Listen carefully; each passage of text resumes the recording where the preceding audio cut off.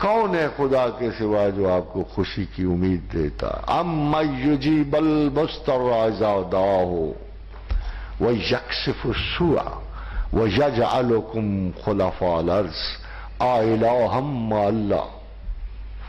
خدا ہی تو ہے جو اضطراب میں مضطرب کی صدا سنتا ہے، خدا ہی تو ہے جو آپ کی برائی کی گرہیں کھولتا ہے، خدا ہی تو ہے کہ ان منازل سے گزار کر وَيَجْعَلُكُمْ خُلَفَاءَ الْأَرْضِ خلافت زمین و آسمان آپ کو عطا کرتا ہے۔ پھر بندہ کیا چاہے گا اس سے؟ ایک احساس غلامی بھی تو نہیں دیتا آپ کو۔ اگر سلطان محمد غوری آپ کے چہلگانہ غلاموں کو بادشاہ بنا سکتا ہے نا تاریخ میں، خدا اپنے بندوں کو تھوڑی کائنات ہے اس کے پاس جو آپ کو مصیبت ہو، اس کو جگہ کی کمی ہے، اس کو سلطنتوں کی کمی ہے، وہ جو چھوٹی سی جنت اس نے بنا رہی، چھوٹی سی معمولی سی۔ گرینڈی لوکوینس کا مطلب ہوتا ہے جو جس قسم کا بندہ یار اس قسم کا اس کے ساتھ ڈیل ہونا چاہیے۔ ایک گرینڈی لوکوینٹ ہے۔ یہ دیکھو اس کتاب میں ایک بڑا آپ کو عجیب و غریب فرق بتاؤں، ساری مقدس جو صحائف ہیں اس میں قرآن میں ایک بہت بہت بڑا فرق ہے۔ نو ویئر آپ کسی اور کتاب میں براہ راست تکلم پروردگار نہیں پاؤ گے، کسی بھی کتاب میں۔ اب اگر تورات پڑھو گے، اناجیل پڑھو گے تو خدا ڈائریکٹ نہیں بولتا، کہا خداوند خدا نے، کوئی بیچ میں وسیلہ ہوتا ہے۔ یہ واحد کتاب ہے، دنیا و کائنات کی واحد کتاب ہے جس کا لہجہ ہی ڈیفرنٹ ہے، جو صرف بولتا ہی خدا ہے اور کوئی نہیں بولتا۔ اس کتاب میں خدا براہ راست بولتا۔ اب بتاؤ، میں آپ کو ایک مثال دیتا ہوں۔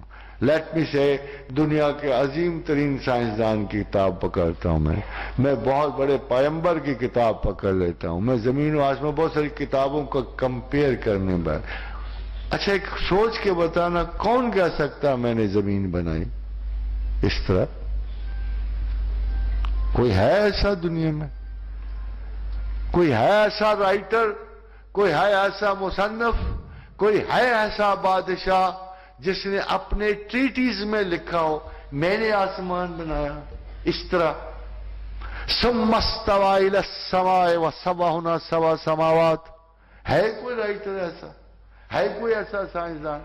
کتنا عجیب سے لگتا ہے، ایک آدمی سارے ہی دعوے کیے، جو کسی اور نے کیوں نہیں دعویٰ کر لیا؟ کسی اور نے کیوں نہیں کہا کہ یہ تخلیقات عالم میری ہیں، یہ جہاں میں نے بنایا ہے؟ ہاں اقبال نے یہ تو کہا، اگر کج رو ہے انجم آسماں تیرا ہے یا میرا، مجھے فکر جہاں کیوں ہو جہاں تیرا ہے یا میرا۔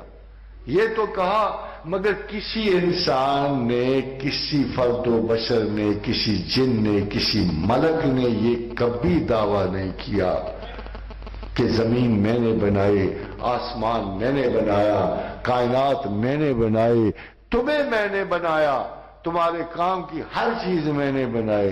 یہ دعویٰ صرف قرآن اور اس کا خالق کرتا ہے۔